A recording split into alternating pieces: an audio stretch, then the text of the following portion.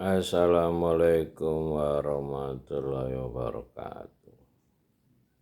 Jadi saya banyak menonton gagasan-gagasan intelektual yang berada di Jakarta.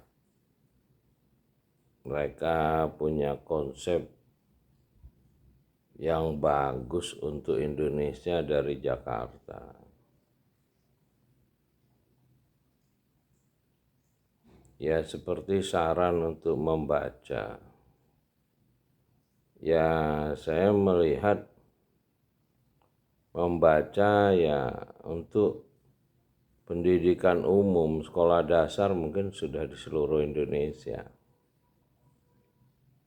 Tapi apa yang bisa dibaca untuk daerah-daerah seperti yang saya tahu di daerah-daerah pedalaman ya mereka nggak ketemu buku perpustakaan atau apa, dan mereka juga punya minat baca yang rendah. Itu juga diketahui. Kalau saya melihat ada satu hal yang bisa dilakukan perubahan di Indonesia ini ketika gerakan membaca ini dimulai dengan umat mayoritas untuk membaca kitab yang dia bisa mengerti. Artinya dia beriman kepada kitab itu dalam bahasa yang dia mengerti, sehingga secara keseluruhan dari masyarakat Indonesia yang 280 juta itu dengan mayoritas umat yang beriman ini, apabila dia bisa membaca kitab itu secara baik, tidak dipengaruhi oleh ulama-ulama yang memberi ajaran-ajaran dari berupa cerita-cerita yang tidak mengajak kepada membaca kitabnya yang secara keseluruhan dari awal sampai akhir. Jadi kitab umat yang mayoritas ini adalah kitab yang sudah terjaga selama 14 abad.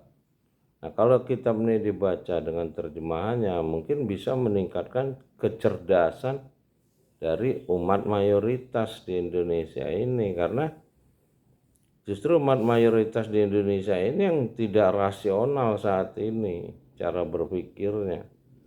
Nah, kalau cara berpikir mereka ini dikembangkan menjadi rasional dengan bacaan yang mereka mengerti, mudah-mudahan akan terjadi pemahaman terhadap kitab itu, dan imannya juga menjadi rasional. Nah, dengan iman yang rasional mereka bisa berbuat jujur gitu, sebagai inti daripada petunjuk untuk manusia. Nah, kalau untuk berbuat jujur aja dia nggak bisa, ya bagaimana dinyatakan sebagai orang beriman, dan bagaimana kita mau membangun Indonesia ini? Hal yang mendasar adalah jujur untuk satu bangsa yang bisa bermartabat di dunia ini. Jadi nabi terakhir itu dikenal sebagai Al-Amin sebelum dia jadi nabi. Nah, dengan kejujuran dia yang menjadi suri teladan, itulah bangsa Arab bisa melakukan revolusi diri. Sampai sekarang ya menjadi bangsa yang diakui dunia dari segi bahasanya, menjadi bahasa Arab yang mendunia gitu. Ya, mudah-mudahan kita sebagai umat mayoritas di era modern ini, apabila kita bisa mengerti kitab petunjuk manusia yang sudah 14 abad itu, maka Pancasila itu akan mudah dimengerti. Dari kemanusiaan yang adil dan beradab tuh bisa berjalan. Nah, kalau manusia sudah bisa dimuliakan di negara Republik Indonesia ini, maka bangsa ini akan dimuliakan juga oleh cipta langit dan bumi akan memimpin dunia. Baru gagasan Partai Gelora menjadi 5 besar dunia itu bisa diangkat.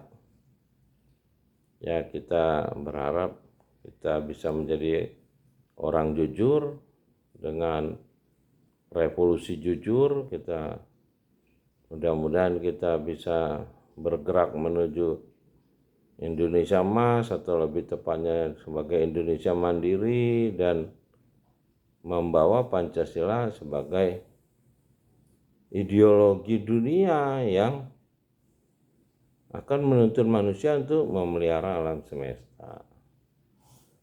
Mudah-mudahan kita bisa ikra bismi rabbikal ladzi khalaqal insan min alaq, ikra wa rabbukal akram, allazi alamal bil qalam, alamal insan malam ya'lam.